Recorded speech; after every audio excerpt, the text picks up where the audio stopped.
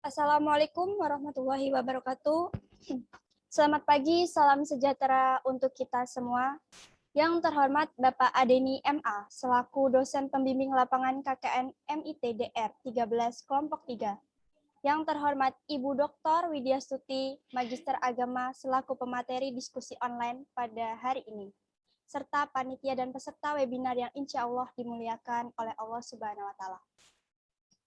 Puji syukur kehadirat Allah Subhanahu wa Ta'ala yang telah memberikan rahmat dan karunia-Nya sehingga kita bisa berkumpul insya Allah dalam keadaan sehat walafiat di acara diskusi online dengan tema rekonstruksi kesetaraan gender dalam konteks sosial budaya Indonesia.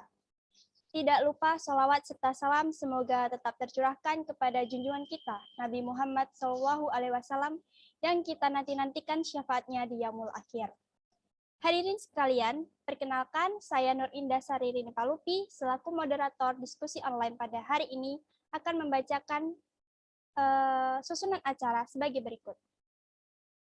Acara pertama yaitu pembukaan, acara kedua sambutan-sambutan, acara ketiga pembacaan doa, acara keempat penyampaian materi, acara kelima sesi tanya-jawab, dan acara keenam penutup. Hadirin sekalian, memasuki acara yang pertama yaitu pembukaan. Untuk mengharap ridho Allah Subhanahu wa Ta'ala, mari kita mulai acara ini dengan bacaan basmalah. Bismillahirrahmanirrahim. Memasuki acara kedua, yaitu sambutan pertama akan disampaikan oleh Bapak Adeni MA selaku dosen pembimbing lapangan KKN MITDR 13 kelompok 3.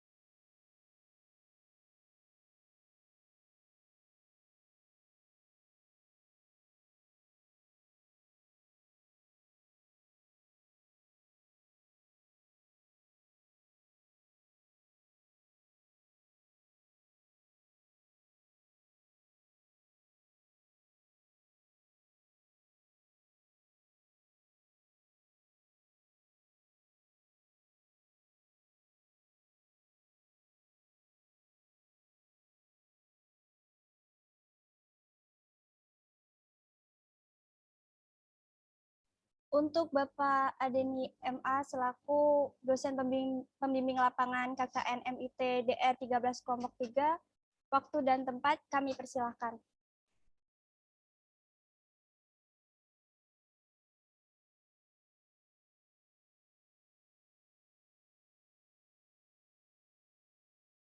Halo. Suara saya kedengaran? Dengar, Pak. Dengar, Pak. Maaf ya. Tadi gangguan Mas pas masuknya ya. Oke, baik. Bismillahirrahmanirrahim. Assalamualaikum warahmatullahi wabarakatuh.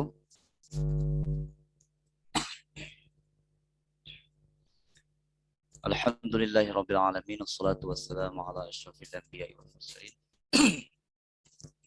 Wa ala alihi wa ashabihi wa man tabi'a risalatahu ila yaumiddin wa ba'du. Pertama-tama yang saya hormati saya muliakan Bapak Kapus Pengabdian kepada Masyarakat RT 2M Bapak Dr. Iksa Hamami MSI. Yang saya hormati saya muliakan narasumber kita hari ini untuk diskusi tentang kesetaraan gender ya, Ibu Dr. Widya Stuti MAG dosen Universitas Semarang. Yang saya hormati, saya muliakan pula, saya banggakan itu teman-teman sekalian, KKN kelompok 3, seluruh partisipan yang hadir pagi ini, semoga kita senantiasa dalam keadaan sehat walafiat, senantiasa dalam lindungan Allah Subhanahu wa taala. Ya teman-teman, suara saya agak serak ini. Pertama-tama puji syukur kepada Allah Subhanahu wa taala atas segala limpahan rahmat dan nikmat yang diberikan kepada kita sehingga kita bisa bertemu secara virtual pagi ini melalui Zoom meeting ya. Pertemuan secara virtual ini adalah salah satu impact nyata ya dari keberadaan COVID-19 ya.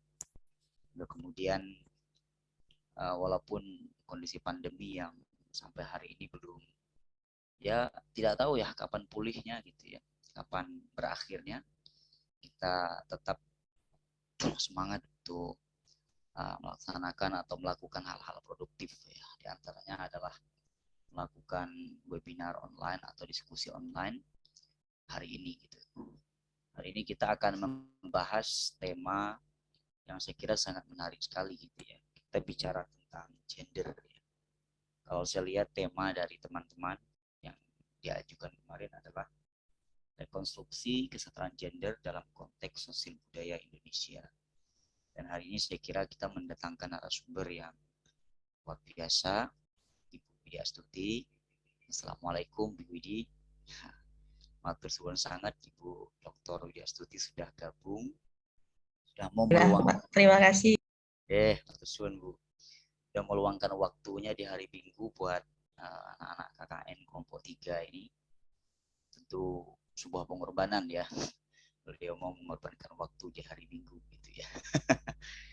Nah, baik teman-teman, diskusi ini nanti akan menarik saya kira ya. Apalagi kita bicara tentang gender di tengah berbagai isu-isu gender yang sampai hari ini selalu sering kita saksikan gitu ya. Baik lewat media gitu ataupun mungkin kejadian-kejadian yang memang kita lihat langsung di sekitar kita seperti itu ya. Jadi diskusi tentang gender itu memang tidak ada habisnya teman-teman. Dulu waktu saya kuliah S1 ya, ada bahkan sebelum itu ya, ada pembahasan tentang itu. PS2 bahkan sampai sekarang, sampai saya masuk Wali Songo gitu ya. Isu ini terus bergulir gitu ya. Dan itu didiskusikan tidak hanya di dunia kampus saya kira ya. Itu juga menarik minat orang-orang pesantren ya, kalangan santri gitu ya.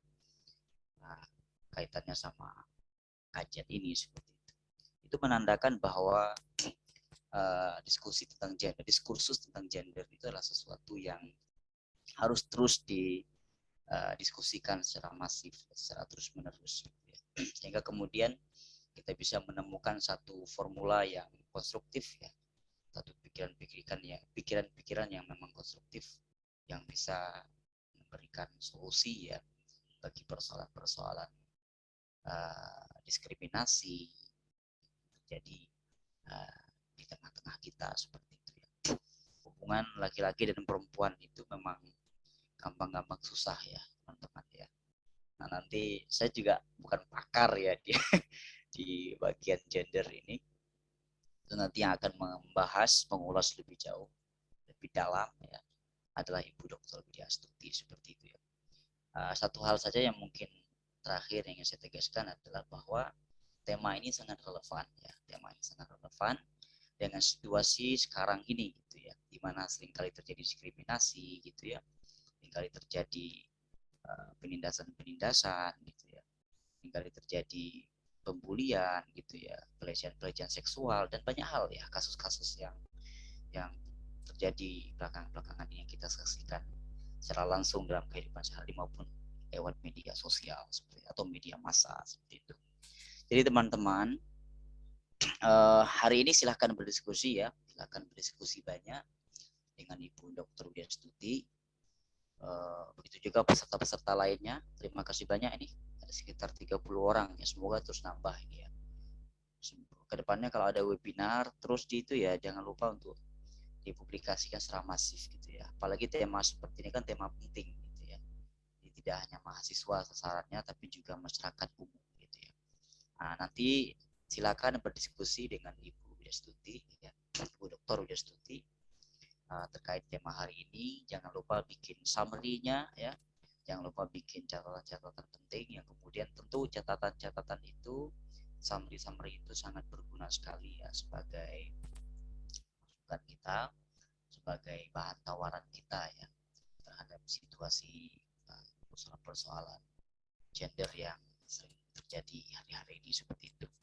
Baik ya, dengan mengharap ridha Allah Subhanahu wa taala, dengan mengucap bismillahirrahmanirrahim, saya membuka diskusi online atau webinar online kesehatan gender pada hari ini.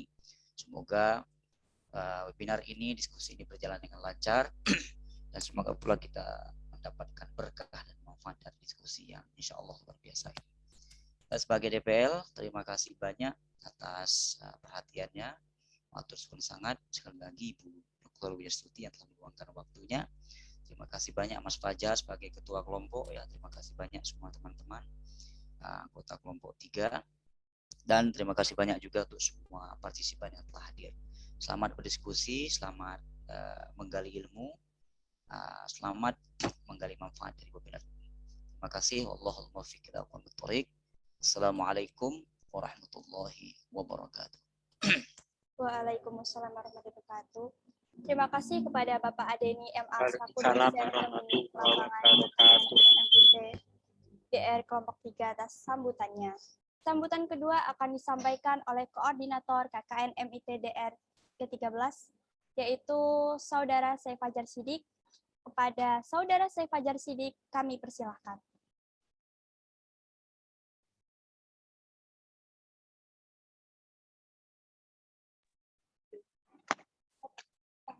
Assalamualaikum warahmatullahi wabarakatuh.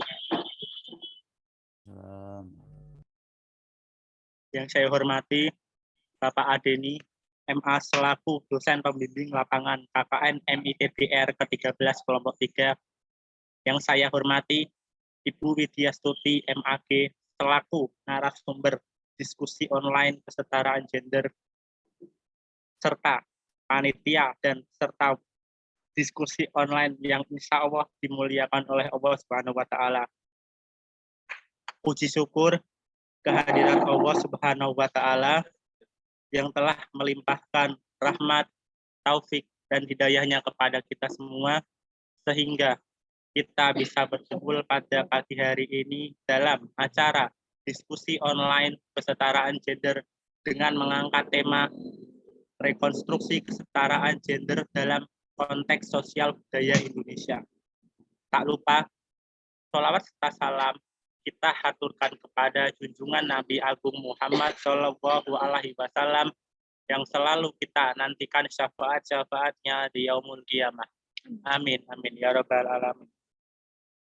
Sebelumnya, saya ucapkan terima kasih atas kehadiran teman-teman semua dalam acara diskusi online ini. Saya berharap dengan mengikuti kegiatan diskusi online ini secara bersungguh-sungguh, teman-teman mendapatkan ilmu yang bermanfaat tentang apa itu gender. Dan jangan sungkan pula untuk teman-teman jika terdapat poin-poin atau materi-materi yang kurang dipahami untuk bisa ditanyakan kepada pemateri. Saya ucapkan terima kasih kepada rekan-rekan panitia yang telah mempersiapkan acara ini dengan sangat baik. Semoga kerja keras rekan-rekan semua dibalas dengan kebaikan oleh Allah Subhanahu wa Ta'ala.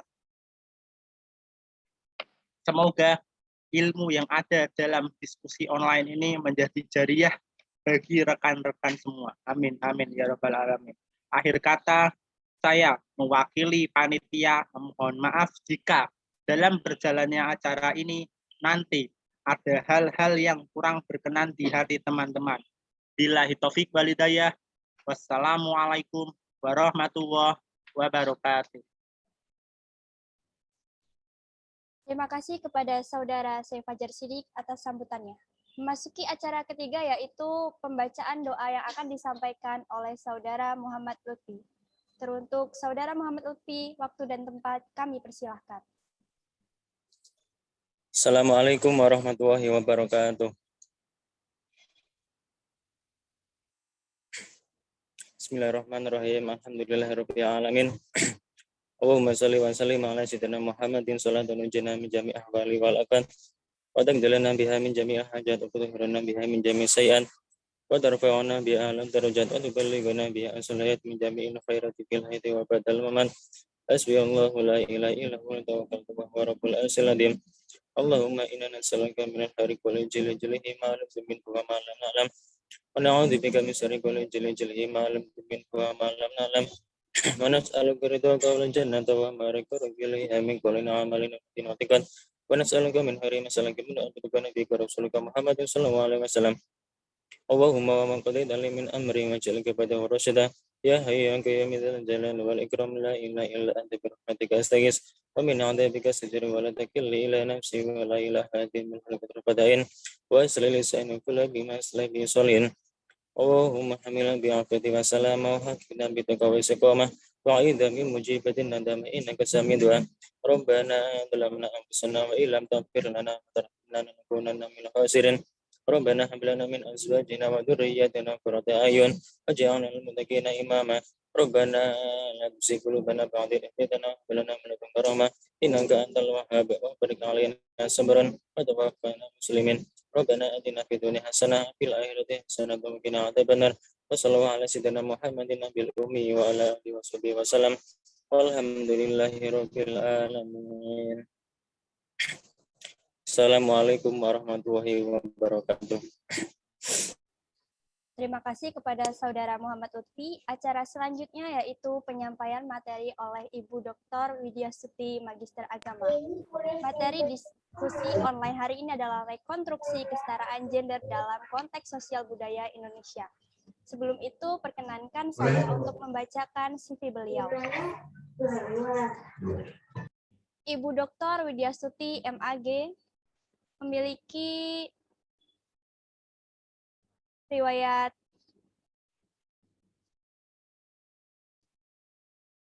pendidikan SDN Krandon Lor 2 Suruh Kabupaten Semarang, alumni SMP Asalam Boarding School Surakarta, dan alumni UIN Sunan Kalijaga Yogyakarta, serta menempuh pendidikan doktor di UIN Wali Songo Semarang. Beliau memiliki beberapa buku, di antaranya Defisit Self-Care dan Pola Makan Gizi Seimbang, karya kolaborasi bersama Profesor Syamsul Ma'arif dan para mahasiswa FPK.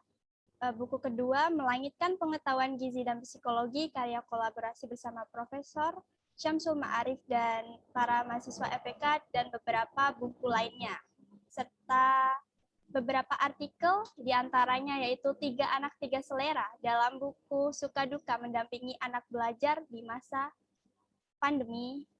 Lalu artikel kedua, Syekh Subakir dan Neoplatonisme Jawa, tahun terbitan 2021, serta beberapa artikel lainnya. Baik, kepada Ibu Dr. Widyastuti Magister Agama, waktu dan tempat kami persilahkan.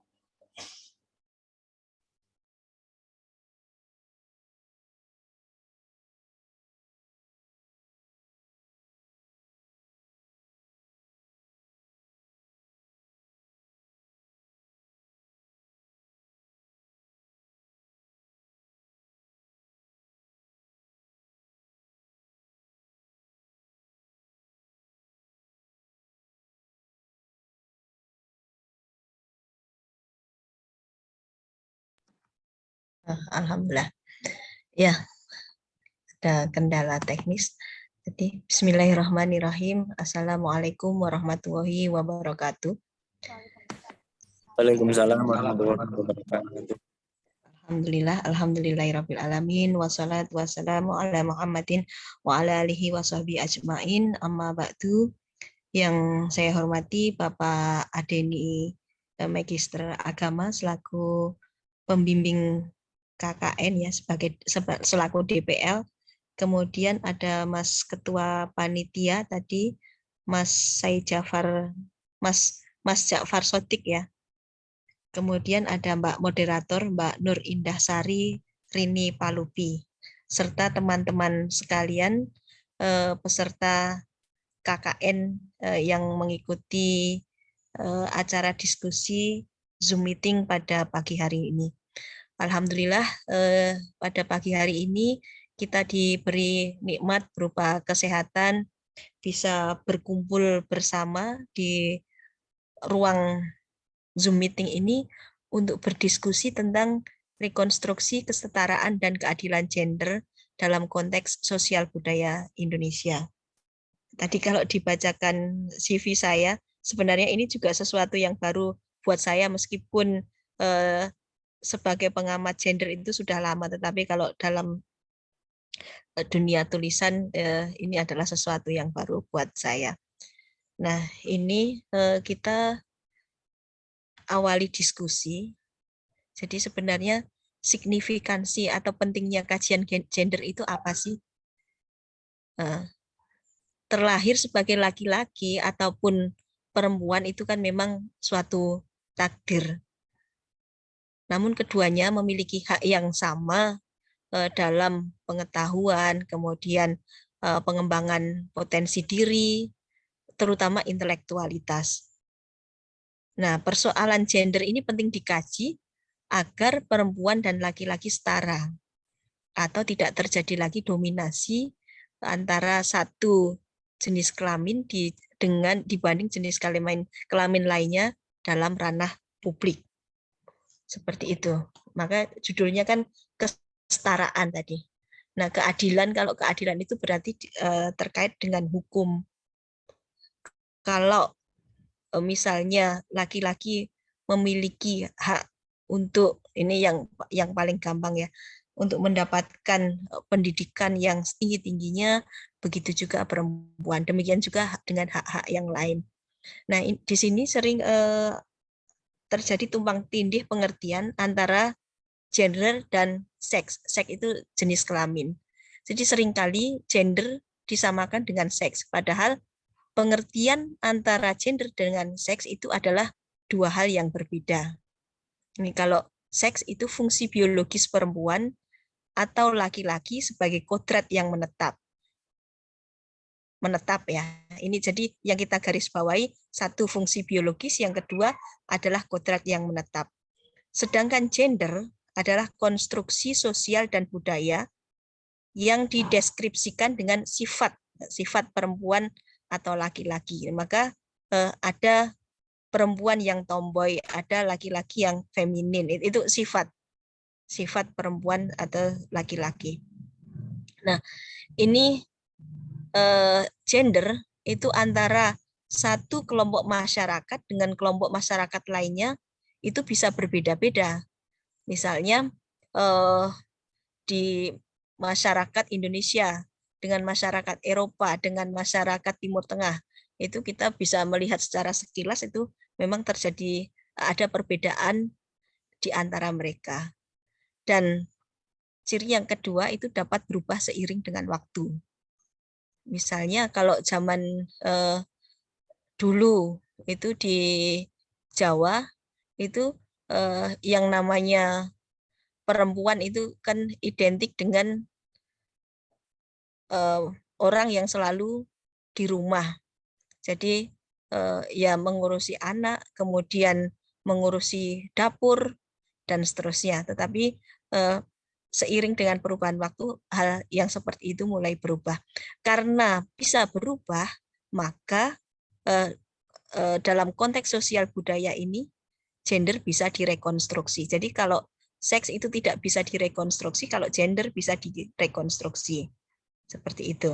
Itu perbedaan antara seks dan gender. Kemudian selanjutnya ada persoalan apa di gender?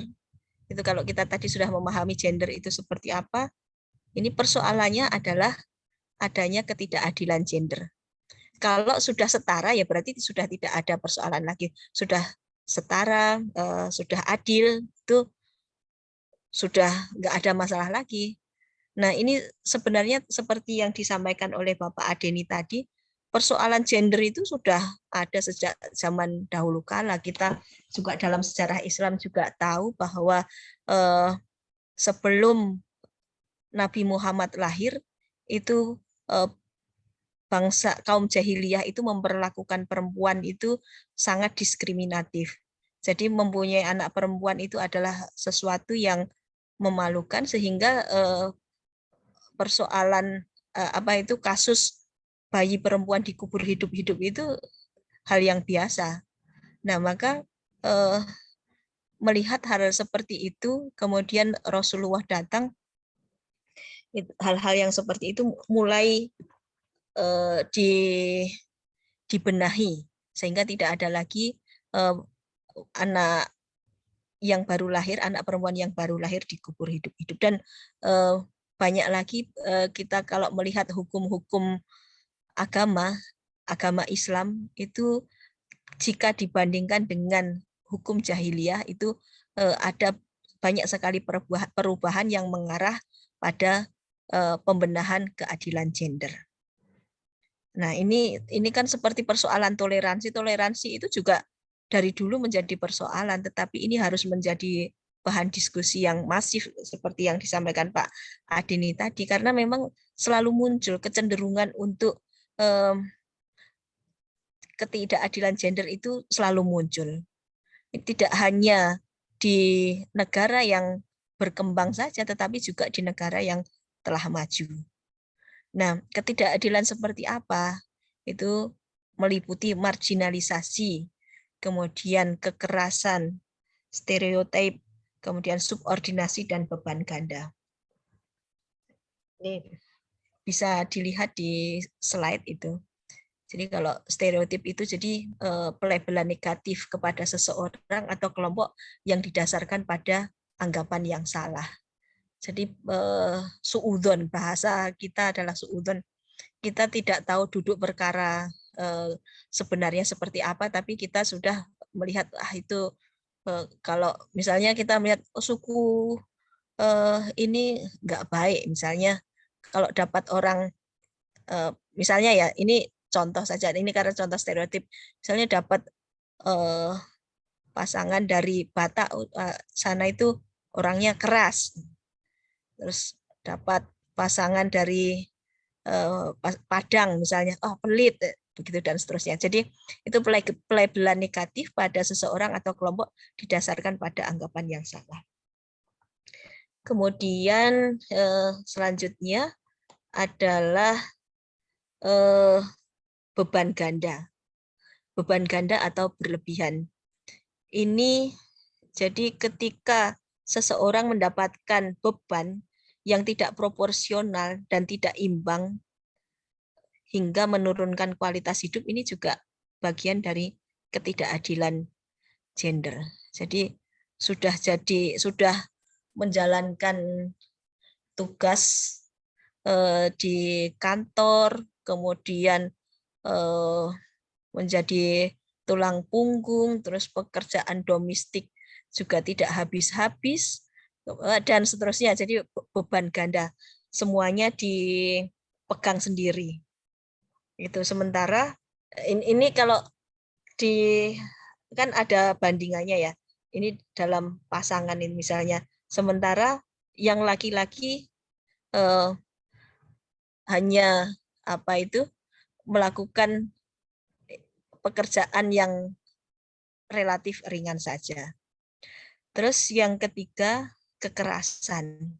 Nah, ini kita juga masih sering mendengarkan berita.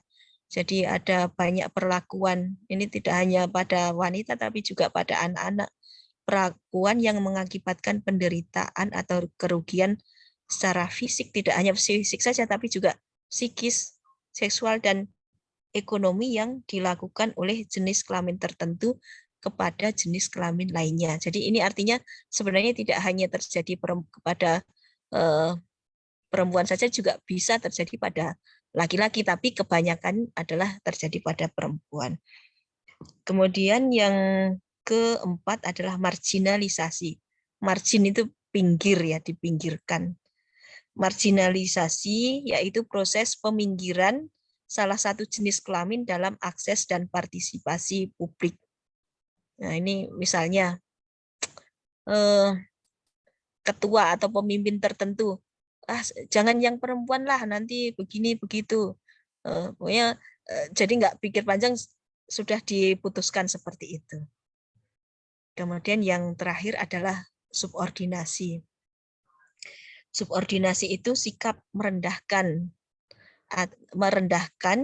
status sosial salah satu jenis kelamin. Itu kalau digambarkan itu jadi ada tumpukan koin itu ya. Jadi sebenarnya kita masih sering melihat seperti ini. Sama-sama kerja di pabrik yang sama, di pabrik umumnya. Pabrik yang sama, kerjanya sama-sama keras, tapi kalau laki-laki itu dapat fee yang lebih tinggi, perempuan dapat fee yang lebih rendah. Itu. Lanjut. Nah, ini kemudian kita perlu mengenal berbagai istilah dalam ketidakadilan gender. Ini lanjut slide selanjutnya aja, Mbak. Sama soalnya. Nah, ini istilah-istilah dalam ketidakadilan gender dan kekerasan terhadap perempuan ini. Jadi ada victim blaming. Victim blaming itu perilaku menyalahkan korban. Itu digambar contoh. Misalnya ada kasus pelecehan seksual sampai pada kasus pemerkosaan dan seterusnya. Dari tindak asusila.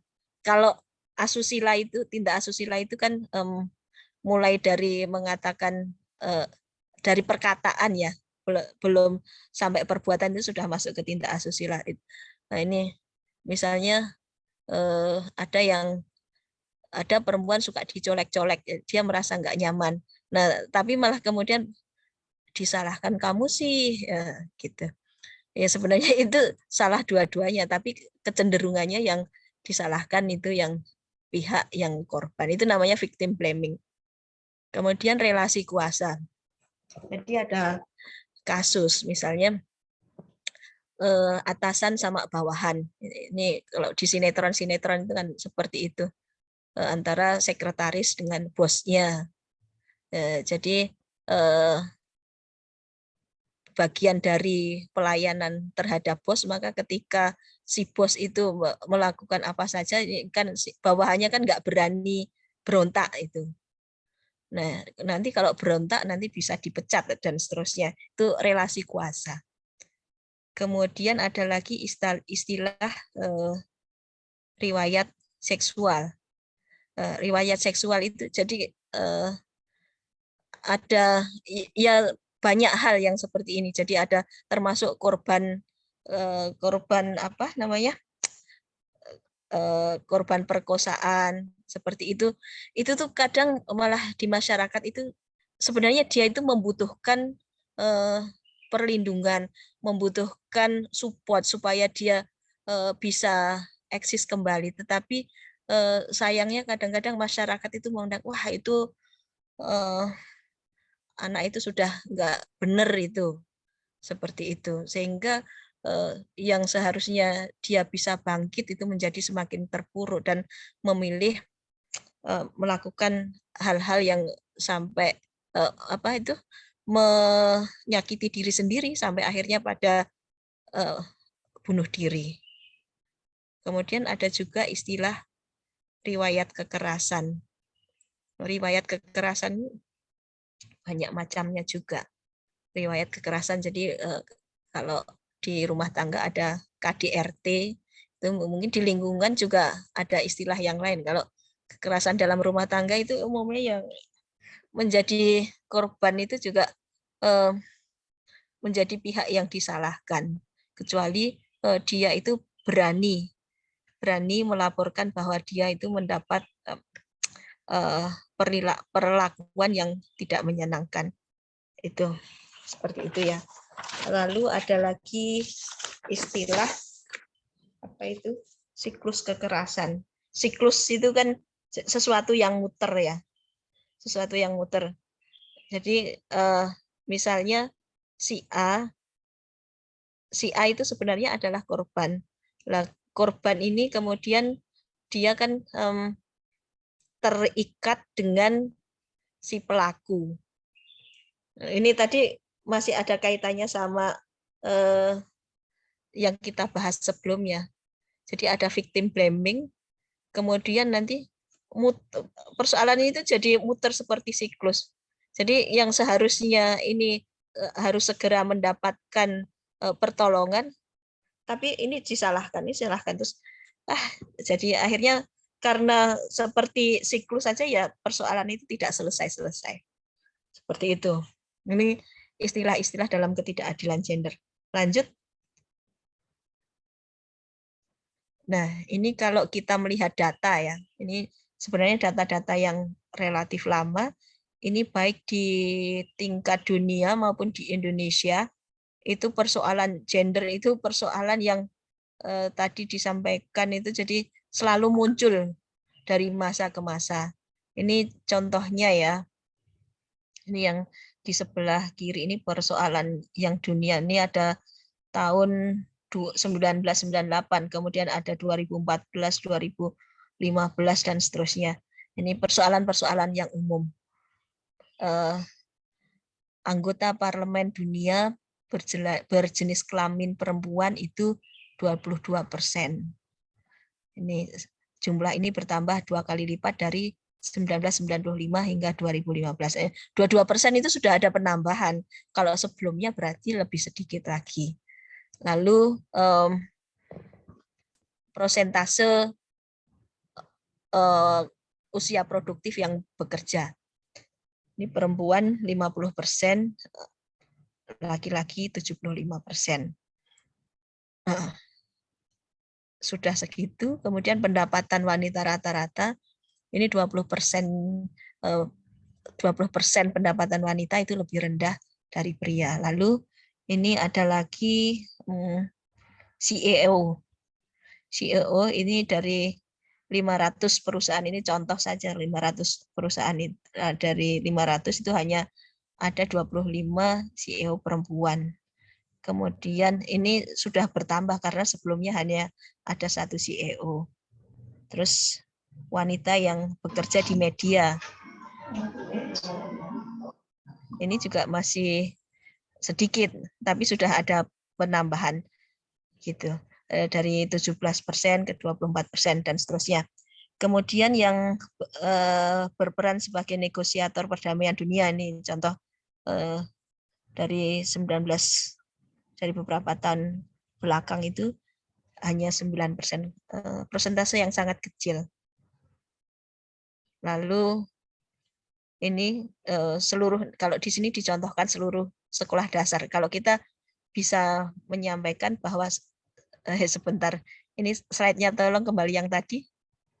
Bisa kembali yang tadi?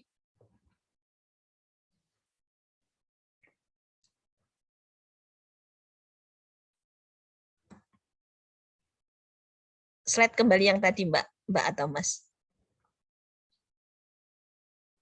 Oke, ke bawah, terus.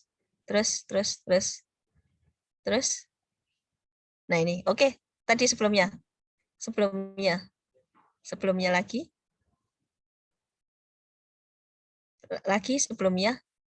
lagi. Sebelum ini. Oke, stop. Oke, stop di sini. Nah, ini di mana-mana sudah disampaikan bahwa kesetaraan gender itu perlu, tetapi ternyata juga masih ada kasus-kasus seperti ini. Termasuk angka literasi itu tahun 1990 itu 76%, 2013. Jadi belum mencapai 100% ini ya untuk literasi bagi perempuan. Nah, ini di Indonesia juga seperti itu. Jadi ini bisa kita lihat angka ini ketutupan sebentar. Rata-rata sebenarnya kalau kita melihat di tingkat pembelajaran itu untuk perempuan sama laki-laki itu rata-rata menempuh pendidikan itu tuh lebih cepat perempuan. Jadi ini di sini dari hasil penelitian ini, kalau laki-laki itu rata-rata menempuh pendidikan di usia yang kurang dari 25 tahun itu selama 8,35, kalau perempuan itu 7,35, jadi lebih cepat. Ini juga bisa kita lihat di perguruan tinggi kita ya, di UIN Wali Songo itu juga seperti itu. Jadi dalam satu kelas itu umumnya yang kalau di persentase yang lebih cepat lulus itu yang perempuan dibandingkan yang laki-laki. Kemudian ironisnya pendapatannya itu antara perempuan sama laki-laki ini kontra sekali. Jadi pengeluaran per kapita dalam 1 tahun itu kalau laki-laki itu bisa 14,2, ini perempuan 8,5. Nah, ini kalau dilihat dari jumlah pekerja ini 61,6% dari penduduk Indonesia yang bekerja adalah laki-laki. Yaitu jadi ada ketidakadilan di sini. Jadi rata-rata tempuh dibandingkan dengan pengeluaran per kapita sama jumlah persentase yang bekerja itu ada ketidakseimbangan. Lanjut.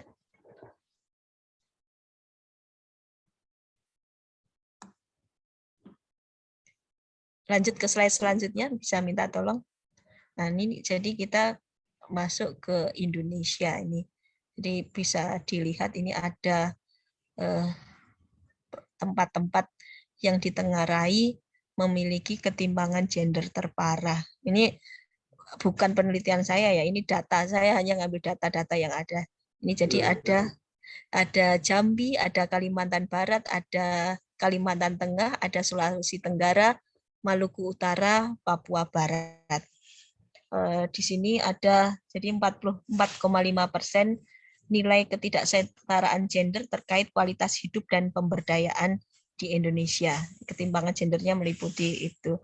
Dan ini kalau dilihat dari segi undang-undang sebagai payung hukumnya ya, tahun 2006 itu sebenarnya sudah diusulkan ke Kementerian Pemberdayaan Perempuan. Lalu 2011 itu RUU Kesetaraan dan Keadilan Gender selesai disusun, namun belum ada kesepakatan. Nah, kemudian baru ini di tahun 2015. Jadi prosesnya itu sangat lama. Ini masyarakat mendorong RUU, namun prosesnya juga belum tuntas. Nah, ini kemudian kita melihat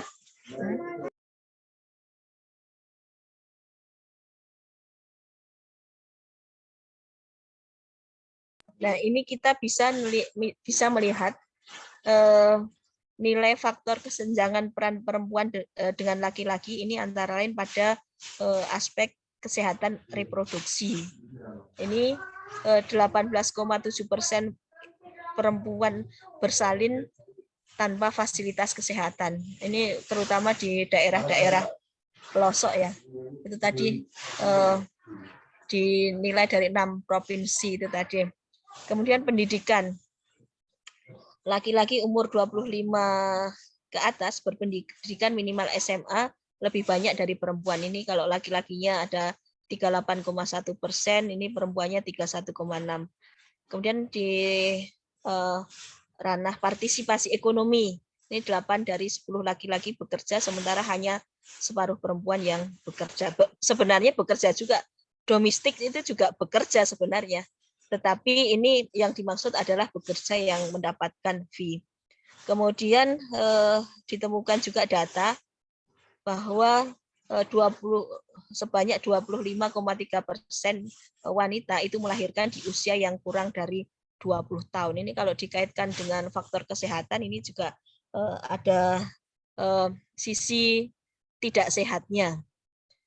Kemudian di ranah jabatan publik, itu 8 dari 10 anggota parlemen adalah laki-laki, 2 lainnya perempuan. Jadi perbandingannya adalah 2:8. Ya, ini beberapa data ya terkait ketimpangan gender yang ada di Indonesia. Ini menunjukkan bahwa memang persoalan gender itu sampai sekarang masih menjadi persoalan yang sangat signifikan, sehingga memang harus diserukan secara masif kepada berbagai pihak supaya terjadi kesetaraan dan keadilan. Ini karena ketika persoalan ketimpangan itu dibiarkan, maka semua bisa ini gender timpang semua jadi rumpang, jadi bisa runyam ya. Ini di sini ada penilaian.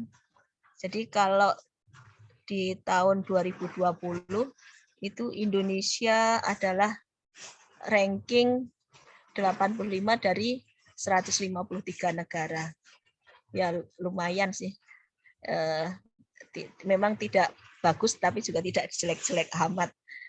Ranking 85. Nah, ini skor indeks terbaik itu dicapai Islandia, kemudian Norwegia, dan ini kita bisa melihat di data yang di bawah itu.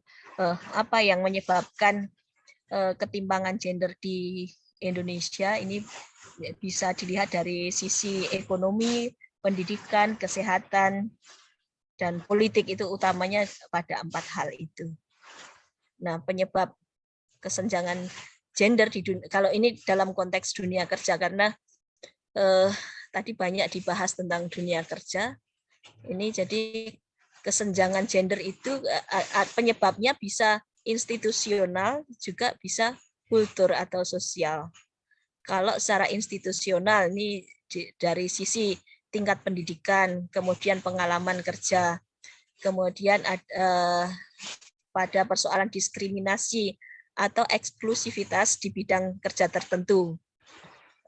Ini contohnya misalnya kalau teknik itu kan identik dengan laki-laki seperti itu. Kemudian juga ada stigma bahwa perempuan lebih tidak produktif. Ini dari sisi institusional. Kemudian kesenjangan gender dari sisi kultur atau sosial, ini ada di beberapa daerah ini ada budaya patriarki. Lalu ada tuntutan mengasuh anak dan mengurus keluarga, yang seharusnya ini kan menjadi beban bersama, tetapi kemudian dibebankan kepada satu pihak saja. Lalu ada pola asuh terhadap anak perempuan. Jadi sejak kecil sudah dibentuk, kamu tuh perempuan harus begini begitu. Itu pola asuhnya.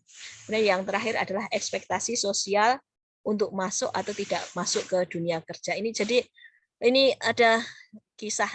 Jadi saya pernah mendapat curhat dari mahasiswa, dari teman kita sendiri.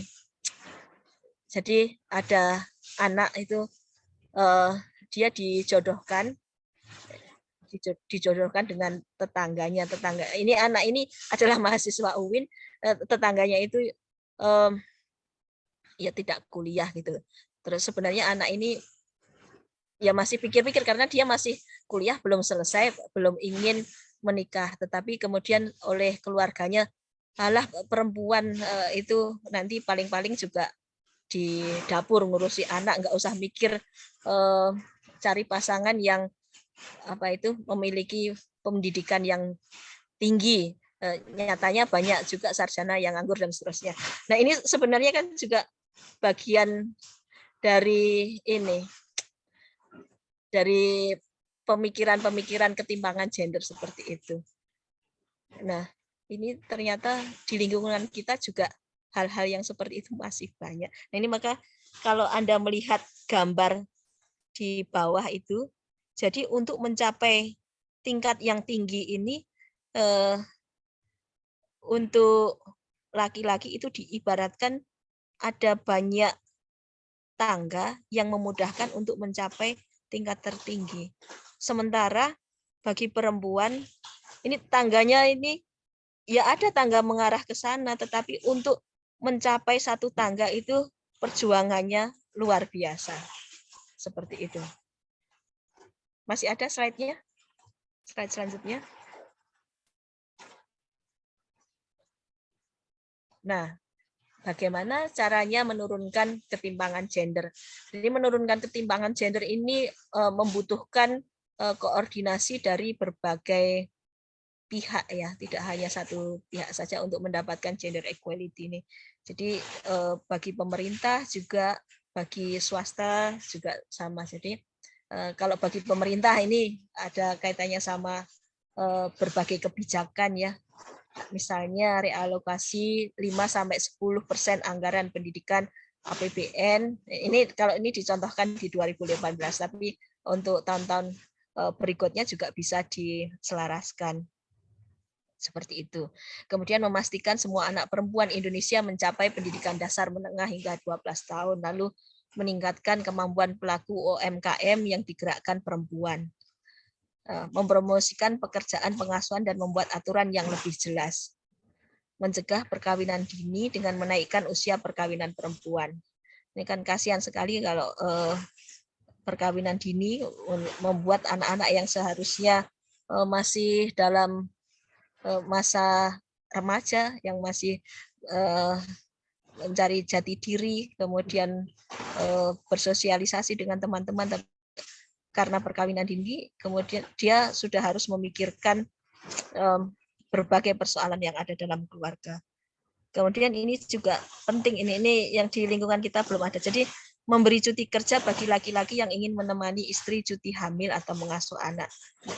Sebenarnya kan kalau ketika istri melahirkan, itu kan sebenarnya dia kan butuh pendampingan juga, untuk pendampingan fisik maupun psikis.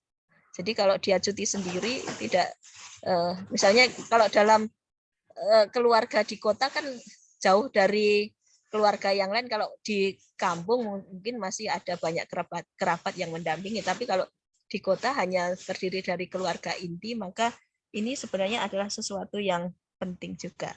Nah, ini itu bagi pemerintah. Bagi swasta, ini bagi swasta juga diharapkan ada pemberlakuan kuota untuk jabatan menengah dan tinggi, karena umumnya tadi sebagaimana sudah disampaikan, jabatan-jabatan itu masih didominasi oleh laki-laki, meskipun sebenarnya ada perempuan juga yang mempunyai kompetensi. Kemudian juga memberlakukan kebijakan pro perempuan.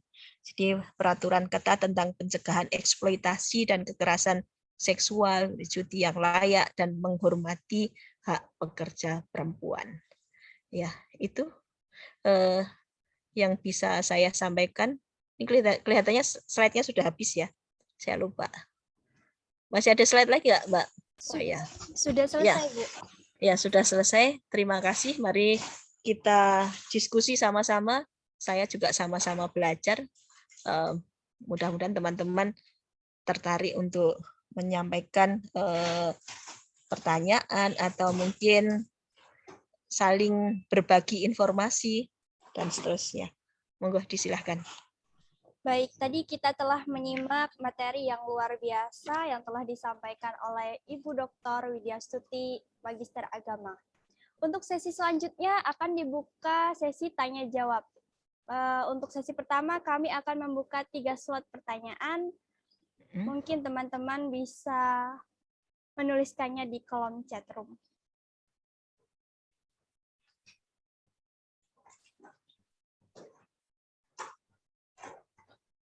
Raise hand juga nggak apa-apa. Iya, Biar cepat. Nulis kan kelamaan. Baik, teman-teman yang ingin bertanya, dipersilahkan.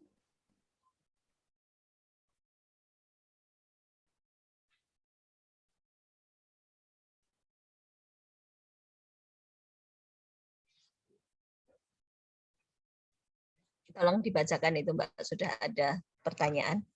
Iya, ada satu pertanyaan dari Sulfiana. Assalamualaikum warahmatullahi wabarakatuh. Perkenalkan, saya Sulfiana, izin bertanya kepada Ibu Widya Stuti. Seperti yang kita ketahui di kehidupan berkeluarga maupun masyarakat, mungkin masih sering kita jumpai adanya budaya patriarki, di mana budaya ini menempatkan posisi laki-laki lebih dominan daripada perempuan. Menurut Ibu, bagaimana mewujudkan kesetaraan gender dalam budaya patriarki yang masih melekat di masyarakat? Terima kasih. Wassalamualaikum warahmatullahi wabarakatuh.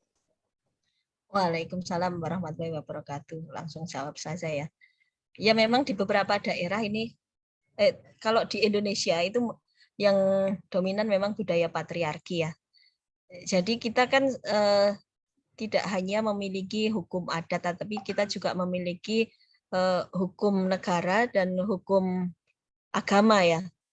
Kalau sebagai seorang Muslim, kita jadi hukum agama itu yang kita utamakan terlebih dahulu. Jadi kalau dalam Islam itu ya memang ada apa itu pandangan-pandangan terkait korelasi antara laki-laki sama perempuan.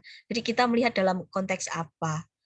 Tadi namanya kesetara, kan judulnya kesetaraan dan keadilan, bukan kesetaraan saja ya. Kalau keadilan itu terkait haknya juga. Jadi misalnya kalau dalam hukum waris ya, kalau kita melihat secara sekilas, itu kelihatannya kan tidak setara.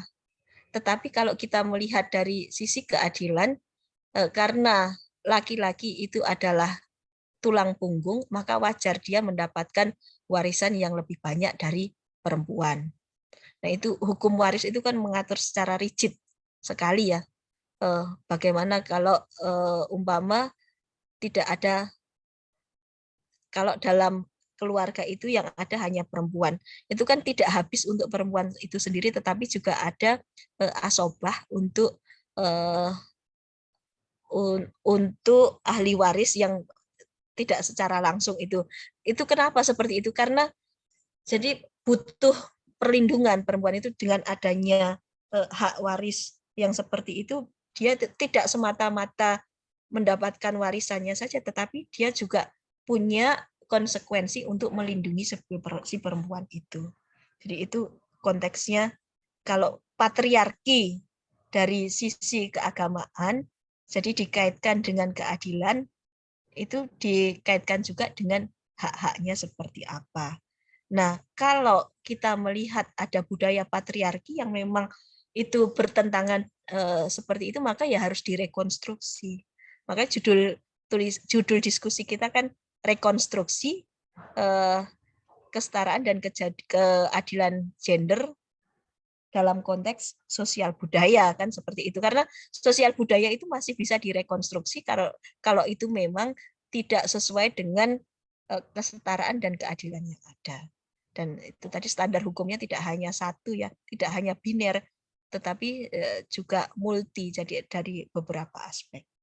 Gitu Mbak Sufiana ya. Baik, semoga pertanyaan dari Mbak Sufiana mendapatkan jawaban yang puas dari Ibu Dr. Widyastuti. Oke, untuk pertanyaan selanjutnya dari Aisyah Bila Faradila. Assalamualaikum warahmatullahi wabarakatuh. Perkenalkan saya Aisyah Bila Faradila, izin bertanya kepada pemateri. Apakah ada cara untuk membuat pandangan seseorang berubah dalam kaitannya dengan stereotip pada wanita di lingkungan sosial? Terima kasih sebelumnya. Wassalamualaikum warahmatullahi wabarakatuh. Waalaikumsalam warahmatullahi wabarakatuh. Cara merubah pandangan stereotip ya ada. Stereotip itu kan sesuatu yang tidak baik ya, itu maka harus diubah. Jadi kalau kita masih berpikiran, kalau tadi saya sampaikan itu kan suudzon itu tidak baik, maka kita harus belajar husnudzon. Husnudzon itu ya artinya kita menyampaikan sesuatu itu tidak hanya berdasarkan prasangka saja, tetapi kita berdasarkan data. Bahkan kalau kita melihat orang lain itu memiliki sesuatu yang negatif pun, kita kan juga dianjurkan menyampaikan dengan cara yang baik, tidak langsung serta-merta menyampaikan secara menyampaikan kejelekannya secara langsung, karena itu nanti justru tidak akan efektif ketika kita akan mencoba memberikan masukan kepadanya, kan gitu. Ya harus diubah pemikiran yang stereotip. Kalau dalam konteks keagamaan itu kita tidak boleh melakukan truth claim, klaim kebenaran. Klaim kebenaran itu artinya kita menggunakan kebenaran subjektif kita, kebenaran menurut kita saja, bukan kebenaran yang objektif. begitu. Jadi cara merubahnya ya kita merubah paradigma yang subjektif menjadi objektif. Gitu ya, Mbak Aisyah. Semoga pertanyaan dari Aisyah Bila Faradila terjawab. Dan selanjutnya ada pertanyaan dari Anissa Miranti Amri. Assalamualaikum warahmatullahi wabarakatuh. Ibu, izin bertanya. Saya Waalaikumsalam. Anissa Miranti Amri dari IAIN Parepare. Belakangan ini gerakan feminisme gencar disuarakan. Saya masih kurang paham terkait konsep feminisme. Nah, bagaimana gerakan feminisme terhadap kesetaraan gender ini, Bu? Sekian dan terima kasih. Oke, tadi saya sampaikan bahwa yang masih sering disamakan itu kan antara gender sama seks ya. Jadi kalau seks itu ke jenis kelamin yang sifatnya itu adalah menetap. Nah, kalau gender itu ke sosial budaya yang itu bisa berubah. Kalau konsep feminisme itu kan dikaitkan dengan sifat ya. Jadi seorang itu tadi yang dicontohkan, seorang perempuan yang di kasus yang saya contohkan tadi, perempuan itu nggak usah mikir untuk sekolah yang tinggi, nanti paling-paling dia kerjanya di dapur ngurus anak dan seterusnya. Itu kan sifat itu. Maka ini masuk persoalan gender. Lah, konsep feminisme yang dimaksud adalah konsep yang setara dan berkeadilan. Jadi setara, ya kalau kita perempuan, kita laki-laki itu nggak bisa diubah. Tetapi kalau kita sebagai sesama makhluk ciptaan Tuhan, itu kita punya hak menjadi khalifah fil ard, itu adalah konsep yang harus disetarakan dan dilihat dari sisi keadilan. Begitu. Jadi dibedakan dulu antara seks dan gender ya. Kalau gender itu bisa diubah, kalau seks itu tidak bisa diubah. Gitu Mbak Anissa Miranti ya. Semoga pertanyaan dari Mbak Anissa Miranti Amri terjawab. Dan kita buka sesi selanjutnya. Ada 3 pertanyaan lagi. Yang ingin bertanya bisa raise hand atau menulis di kolom chat.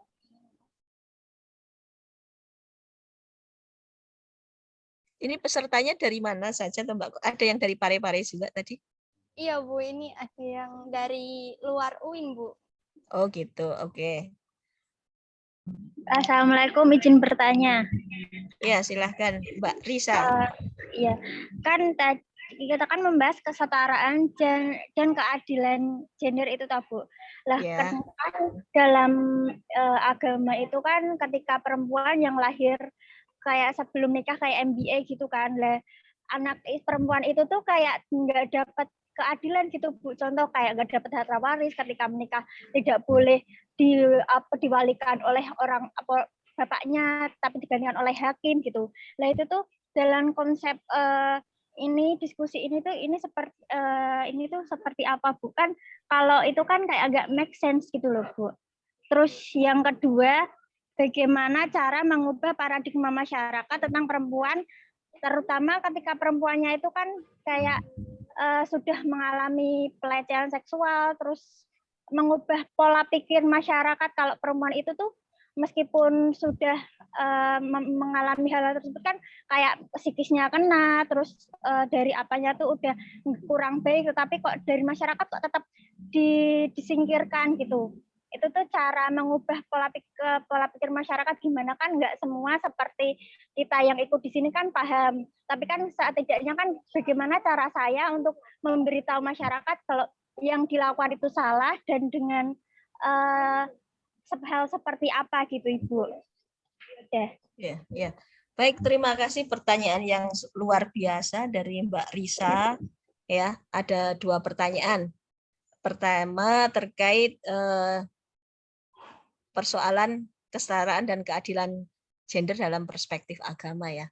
Jadi kita perlu melihat dulu bahwa ini sebenarnya satu ya, kita perlu melihat asbabun nuzul dan asbabul wurudnya. Jadi kita tidak serta-merta menjustifikasi bahwa ini seperti ini ada ketidakadilan, ini ada ketidaksetaraan. Karena itu ayat Al-Quran maupun hadis itu kan muncul tidak serta-merta ya. Dan kita kan juga dalam hukum itu kan ada kias. Jadi kiasnya kan tidak hanya dari satu persoalan saja, tetapi juga bisa dibandingkan dengan persoalan lain. Nah, ini kalau kita secara global melihat sebenarnya efek yang digarisbawahi di sini yang pertama adalah tentang punishment, bahwa zinanya ini yang digarisbawahi. Zina itu adalah sesuatu dosa besar. Dosa besar nanti itu yang bisa berefek panjang, tidak hanya pada pelaku saja, tetapi juga pada keturunannya. Ya, maka karena efeknya demikian besar, persoalan zina ini harus betul-betul dihindari. Nah, kemudian persoalan hak untuk anak yang kemudian muncul, itu sebenarnya kan kita perlu melihat bahwa tidak hanya satu payung saja yang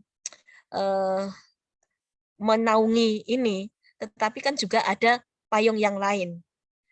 Untuk anak kita melihat untuk anak-anak yatim dan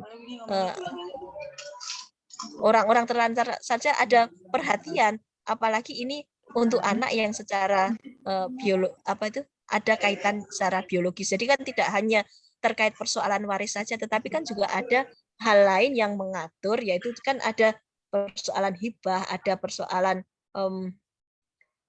sodakoh, yang jadi pemberian itu bisa disalurkan melalui teks ini. Mungkin di sisi warisan, karena ini tadi konteksnya yang digarisbawahi adalah bahwa zina itu ada sesuatu yang dosa besar, ya maka ditegaskan seperti itu. Tetapi untuk mengasihi anak yang lahir, itu tadi kan bisa ditempuh dari jalan lain.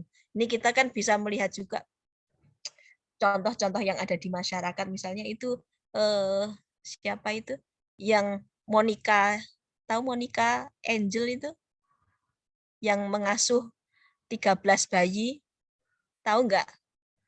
Nah, itu kan juga sebenarnya kan dia itu memberikan kasih sayang, itu bukan dari sisi warisnya, tapi dari sisi sodakoh. Nah, keluarga pun juga bisa seperti itu. Misalnya diambil, jadi anak itu diambil oleh pihak keluarga, diberikan sodakoh, diasuh dengan, tapi tidak dengan pola warisan seperti itu tadi. Jadi itu tadi dikaitkan sama asbabun nuzul sama asbabul wurudnya ya Mbak ya. Itu karena di situ ada konteks penegasan bahwa zina itu adalah suatu dosa besar yang harus dihindari. Kemudian yang kedua terkait pembelajaran untuk masyarakat ya. Ya memang tidak bisa seperti membalikkan tangan. Jadi edukasi untuk masyarakat ini membutuhkan proses yang panjang. Nah, proses panjang itu tidak akan muncul ketika kita tidak memulai. Jadi kita bisa memulai dengan cara yang kita bisa. Jadi misalnya ada perempuan korban pelecehan seksual ya. Ya kita tunjukkan saja bahwa ini sebenarnya bukan dia yang salah, tetapi ini orang ini butuh untuk eksis kembali. Ayo kita sayangi, kita tumbuhkan kepercayaan dirinya lagi supaya dia bisa lebih baik. Justru kadang-kadang yang menjadi pelaku itu kan bisa hidup aman ya. Yang korbannya itu menghilangkan trauma, kemudian menghilangkan ya beban psikis itu susah. Jadi memang ini perlu pendampingan yang total, tidak hanya dibiarkan saja. Nah, kalau pendampingan ini tidak hanya dari sisi keluarga saja, seharusnya membutuhkan pendampingan secara psikologis. Jadi jangankan yang korban perkosaan ya, korban yang tindak asusila pun juga seperti itu. Karena kadang-kadang yang mendapatkan menjadi korban tindakan asusila itu kan dia merasa berdosa dengan, misalnya kalau sudah berkeluarga ya, merasa berdosa dengan suaminya, merasa berdosa dengan keluarganya. Pikiran-pikiran itu kan sering muncul, tiba-tiba muncul, kemudian menghantui, gampangnya begitu. Nah, ini butuh pendampingan psikologis yang maksimal. Nah, pendampingan psikologis yang maksimal kalau di dalam masyarakat itu belum ada, ya kita mulai dari diri kita sendiri. Dan kita tidak hanya mengedukasi terhadap korban yang bersangkutan, tetapi juga mengedukasi orang-orang yang di sekitarnya, terutama lingkungan terdekat, dari keluarga, kemudian dari para tetangga, dan seterusnya. Seperti itu, Mbak. Bukan suatu usaha yang mudah, tetapi harus mulai ditempuh. Karena kalau dibiarkan, korban itu nanti akan semakin parah. Maksudnya semakin parah itu efek psikologisnya, dan nanti dia bisa menyakiti diri sendiri secara fisik seperti itu. Tidak hanya menjadi penyakit psikis, tapi juga penyakit fisik. Gitu, Mbak Risa. Mudah-mudahan bisa. Terima kasih atas Terima. ilmu. Ya, masih ada lagi? Baik, ada pertanyaan selanjutnya dari Ahmad Mustagizin USM. Assalamualaikum, saya Ahmad Mustagizin, izin bertanya kepada pemateri. Salah satu ketidakadilan gender dalam pelecehan seksual, lalu menurut pemateri bagaimana tindakan yang seharusnya dilakukan seseorang apabila ia pernah mengalami pelecehan seksual dan ia memilih bungkam dikarenakan masyarakat sekitarnya masih memiliki pandangan bahwa pelecehan seksual bisa terjadi juga karena kesalahan dari korban itu sendiri. Terima kasih. Nah, ini yang sering terjadi di lingkungan kita. Saya mencontohkan yang pernah saya tangani saja ya. Jadi orang itu kalau tidak lapor kan orang lain kan tidak tahu. Dan orang itu untuk lapor itu kan butuh keberanian ya. Maka ketika Anda melihat ada korban seperti itu, yang pertama harus dilakukan adalah menumbuhkan keberanian pada diri korban tersebut supaya menyampaikan pada pihak-pihak yang bisa menolongnya. Yang dalam hal ini pihak itu jadi disegani oleh korban, juga disegani oleh pelaku. Kalau kita hidup di masyarakat ya kita bisa melaporkan ke polisi sebagai penegak hukum seperti itu. Dan kita melihat kasus-kasus itu kan umumnya seperti itu, memang memilih bungkam karena malu, tidak siap dengan efek sosial. Nanti ternyata kan seperti itu. Nah, ini hal-hal yang seperti ini harus kita dorong. Ya, memang harus mengorbankan rasa itu tadi ya. Mengorbankan rasa ya itu abaikan, tetapi ini untuk keadilan bersama. Karena kalau hal yang seperti itu tidak dilaporkan, maka nanti bisa muncul korban-korban selanjutnya. Nah, kepada korban ini, karena dia juga rentan akan mendapatkan intimidasi dari pelaku, ya, oh saya dilaporin nih, nanti awas ya kamu nanti kalau sampai melaporkan saya nanti akan begini. Ini korban juga butuh perlindungan. Jadi ada orang-orang, ketika kita siap mendorong korban untuk melaporkan, kita juga perlu menyiapkan jadi untuk sistem untuk melindungi dia supaya korban ini merasa aman. Ya, perlindungan itu kan tidak harus melalui harus dijaga seperti satpam menjaga gedung, kan tidak harus seperti itu. Tetapi misalnya dengan tidak dekat-dekat dengan pelaku, itu kan juga sudah termasuk melindungi, atau membantu korban itu supaya tinggal di lingkungan yang lebih aman, itu juga melindungi. Nah, kemudian juga perlu dikawal. Jadi dalam banyak kasus itu tadi, apalagi ada relasi lingkungan kerja, jadi karena yang melecehkan itu mungkin atasannya, itu kan jadi kepikiran ya, wah nanti paling-paling kalau atasannya ini nanti hukumnya itu tumpul untuk dia.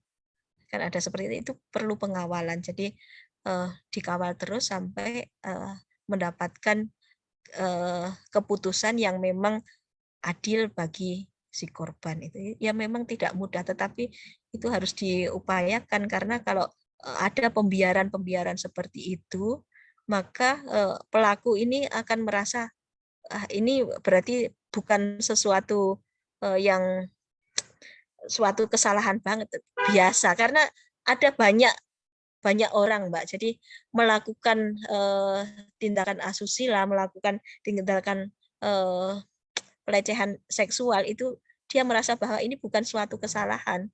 Cuman iseng ini gitu. Masa cuman gitu aja terus jadi marah. Ini ada undang-undang yang mengatur. Jadi ya ini saya pernah nyidang orang.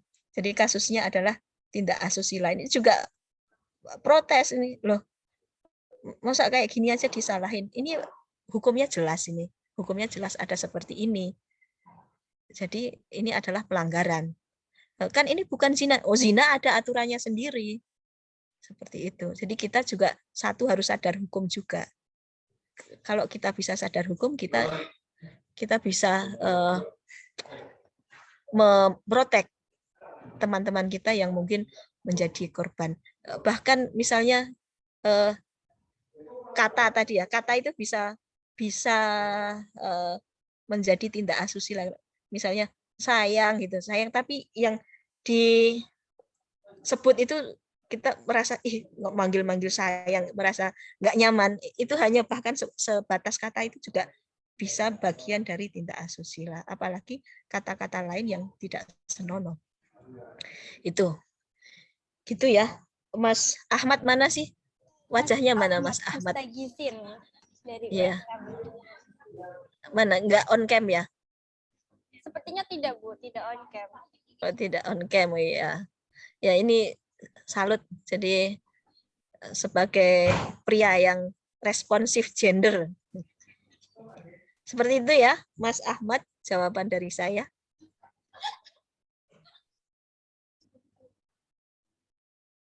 Baik, ada pertanyaan dari Lukman Hakim.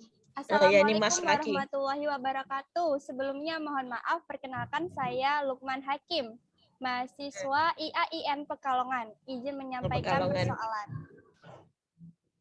Jadi begini, Silahkan. kebetulan saya menetap di pesantren yang mana pesantren tersebut sebagian besar santrinya mahasiswa baik putra maupun putri.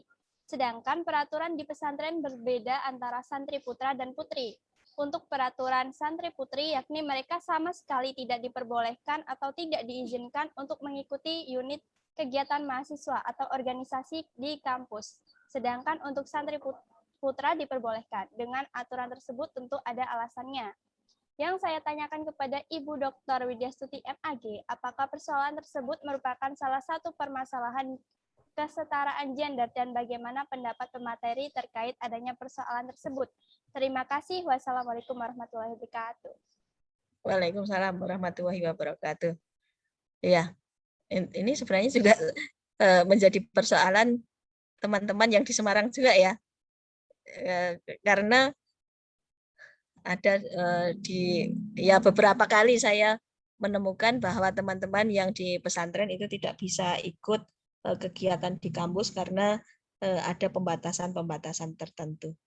Ya, ini berarti ya kita kembali melihat kita jadi ada beberapa hukum ya, ada hukum. Ini kan kaitannya sama hukum juga. Ada hukum yang ada di pesantren, ada hukum yang ada di kampus, seperti itu. Dan semua itu karena Anda memilih untuk tinggal di dua lingkungan itu ya, Anda bisa mengikuti dua payung yang menaungi Anda.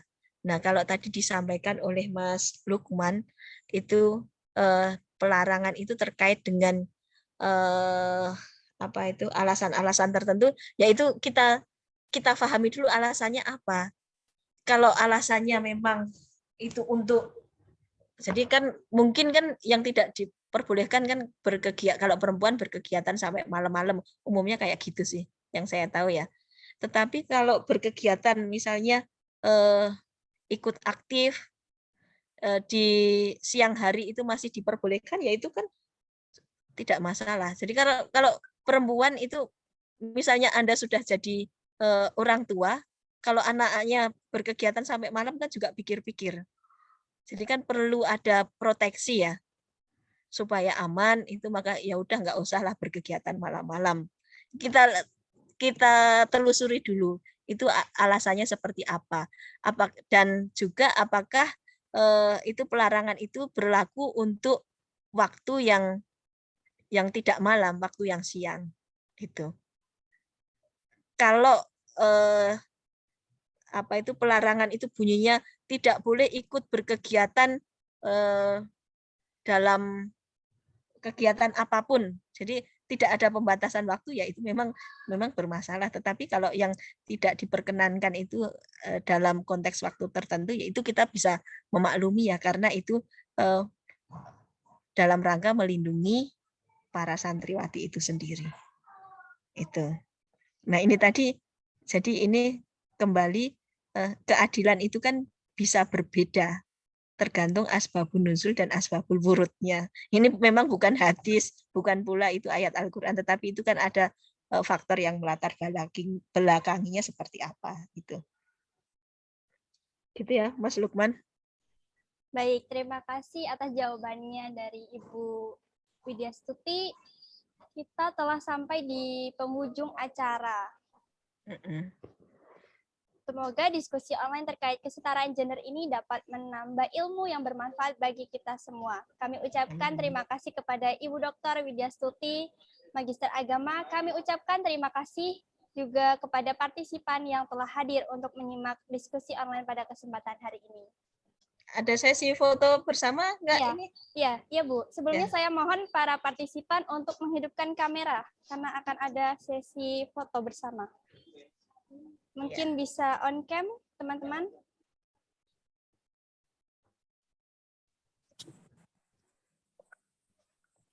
Yang belum on cam mungkin bisa on cam ya, teman-teman. Kita akan melakukan sesi foto bersama.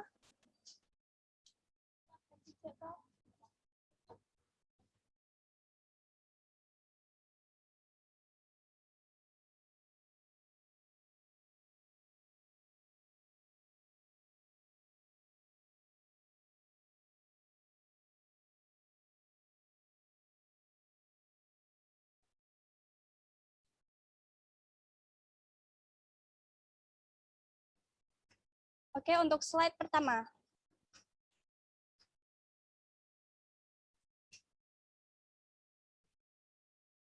Slide kedua.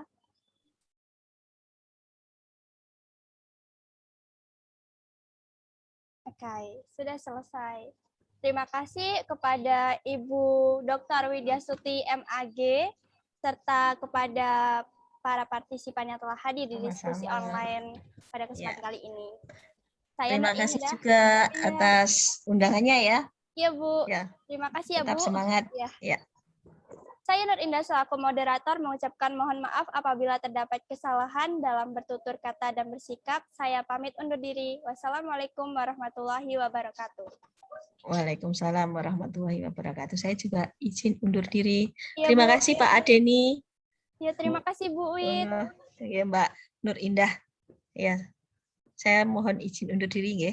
Ya, Bu.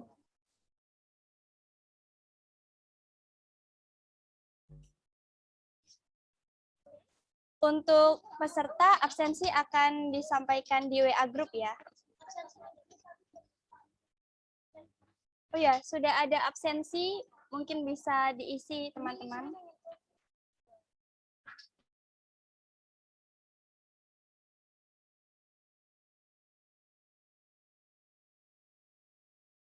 Teman-teman mungkin bisa absensi di kolom chat ya. Sudah ada link absensinya.